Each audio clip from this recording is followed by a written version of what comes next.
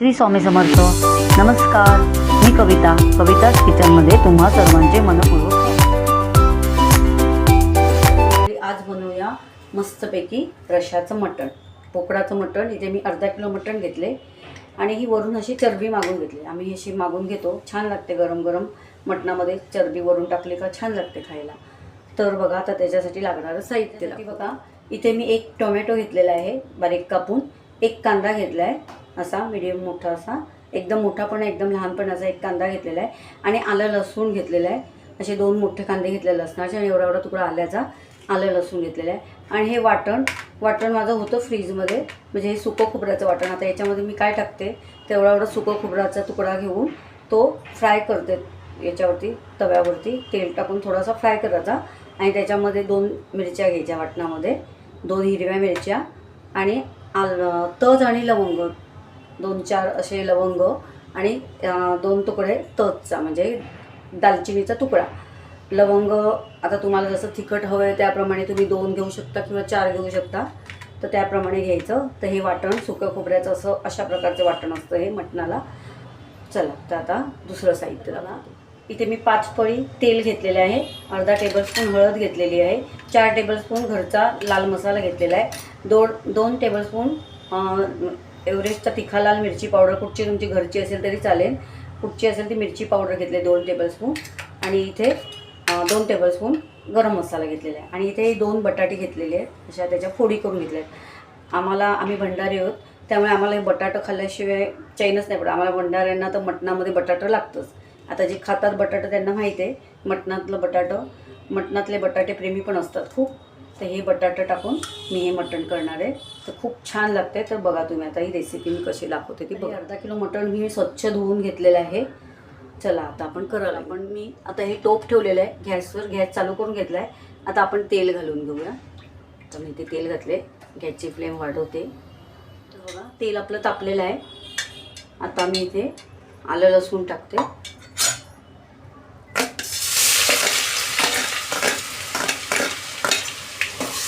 आलं लसूण चांगलं असं चवचवून द्यायचं.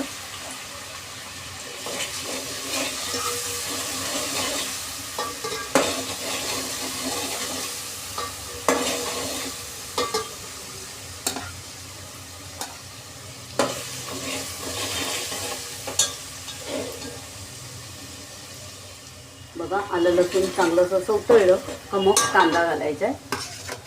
कांदा आणि टोमॅटो अर्धा किलो म्हणून 1 टोमॅटो, 1 किलो असेल तर 2 टोमॅटो टाका, मीडियम साईजचे. एकदम लहान पण नाही आणि एकदम मोठे पण नाही असे टाकायचे. 1 किलोला 2 टोमॅटो.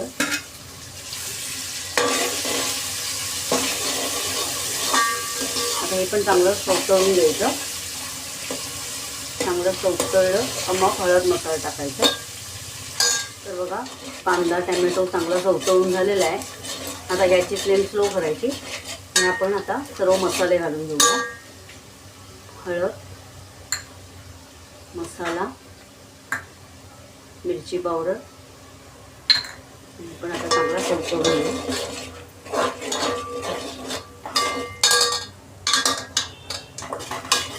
मसाला चांगला चवचवून घ्यायचा.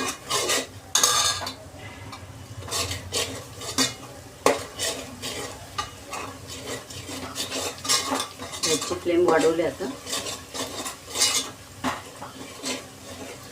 पुन्हा गॅसची फ्लेम स्लो करायची आणि आता आपण याच्यावरती मटण घालून घेऊ. गरम मसाला आपल्याला नंतर घालायचे. तर आपण आता हे मटण घालून घेऊ.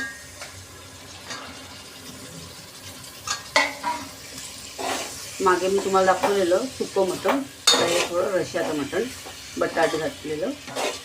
भातावर खायला मस्त लागतं, भाकरीवर पण खूप छान लागतं. भंडाऱ्यांचं मटण आहे, भंडाऱ्यांना हे असंच मटण लागतं. लग्नात वगैरे असंच मटण असतं. आमच्याकडे लग्नामध्ये असंच मटण करतात.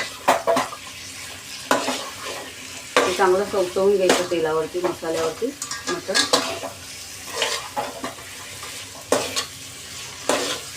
सगळा मसाला असा मुरला पाहिजे मटणात. आणि आता गॅसची फ्लेम स्लो करायची आणि याच्यावर ताटली ठेवून त्याच्यावर पाणी ठेवायचं थोडा वेळ. तर बघा आता याच्यावरती मी पाणी ठेवलं आहे, पाणी अजून घातलं नाही आतमध्ये.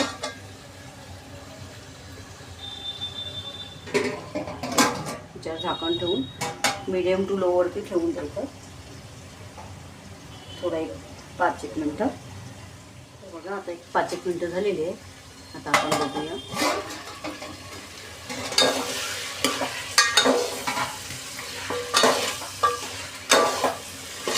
चांगलं असं मटण चवटवून घ्यायचं तेल मसाल्यावर.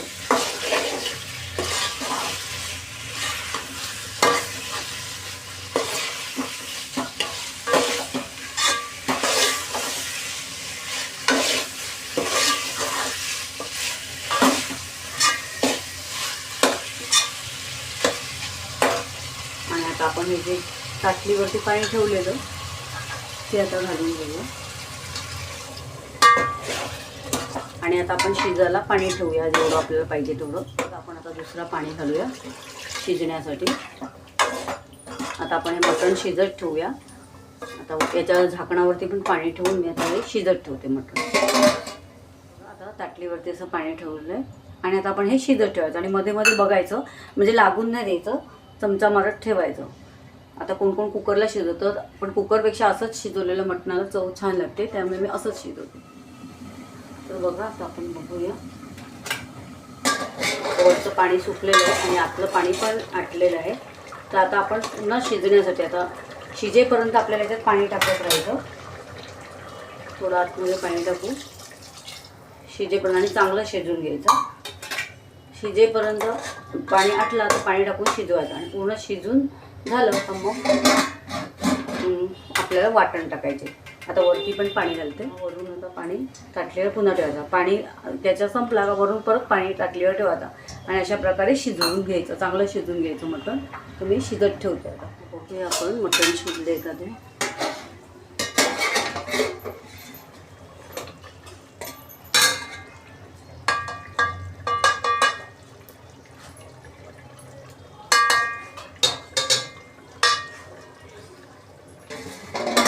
तुम्हाला मी दाखवते. गरम आहे ते. हे बघा शिजले चांगलं मस्त. हे बघा मस्त शिजलेलं आहे. आता आपण याच्यामध्ये बटाटा आणि वाटण घालून घेऊया.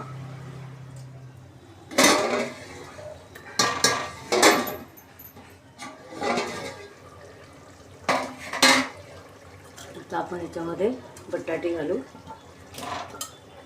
धुवून ठेवलेले बटाटे, वाटण आणि ही जी चरबी ठेवलेली आहे आपण ती घालू. बटाट्यावर चरबी घालायची असते. आणि आता आपल्याला जेवढं पाणी याच्यात घालायचं तेवढं आपण घालू शकतो. आणि हा जो गरम मसाला ठेवला आहे तो वरून टाकायचा. गरम मसाला. आता हे बटाटे शिजलं म्हणजे असं फुटलं बटाटं का आपलं मटण झालं. आता ह्याच्यात थोडंसं पाणी घालते. बघा आता पाणी घातलेलं आहे. आणि आता आपल्याला मीठ घालायचे. मग अशी मी साहित्याचं मीठ नाही दाखवलं कारण मीठ आपल्याला सगळ्यात लास्टला घालायचे. राहून गेलं मग अशी, कारण मीठ अगोदर नाही टाकायचं, मग मटण चांगलं शिजत नाही. मटण शिजल्यानंतरच मीठ घालायचं. बघा आता आपण मीठ घालून घेऊया. आता चवीनुसार मीठ घालायचं आहे.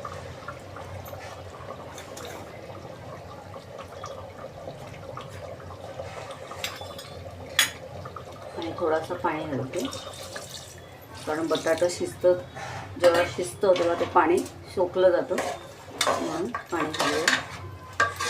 आता बटाटा शिजलं का आपलं झालं मटण.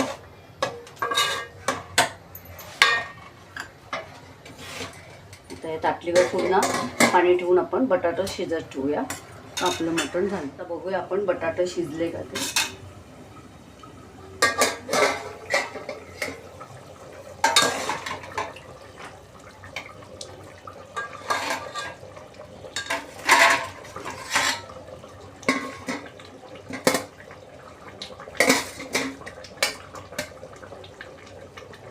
हे बघा बटाटा शिजले.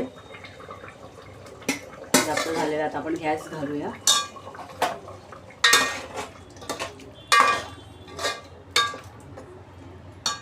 आता मी काढून घेते. झालेलं आहे. गॅस घालवलेला आहे. तुम्हाला हवं आहे तर तुम्ही अजून थोडा रसा करू शकता, आपल्यावरती आहे केवढा रसा पाहिजे ते. आपण आता काढून घेऊया.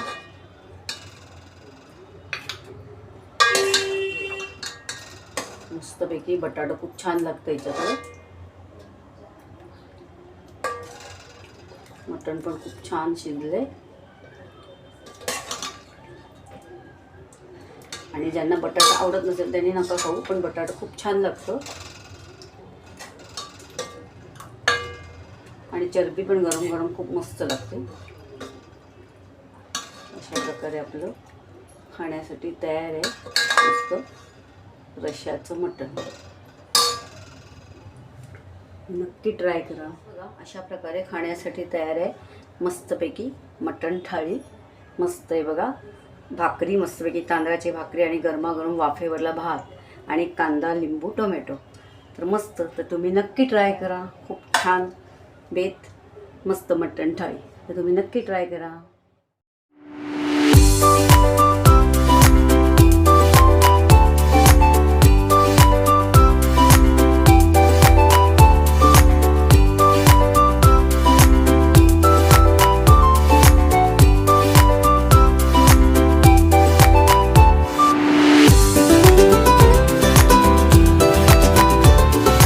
माझ्या रेसिपीज आवडत असतील तर अशाच गोड तिखट नवनवीन रेसिपीज पाहण्यासाठी तुम्ही माझ्या चॅनलला सबस्क्राईब करा आणि बेल आयकॉनला प्रेस करा. याने मी अपलोड केलेल्या रेसिपीज सर्वात आधी तुम्हाला पाहायला मिळतील. चला तर मग आधीचे थांबू आणि नवीन रेसिपीज घेऊन पुन्हा भेटू. धन्यवाद.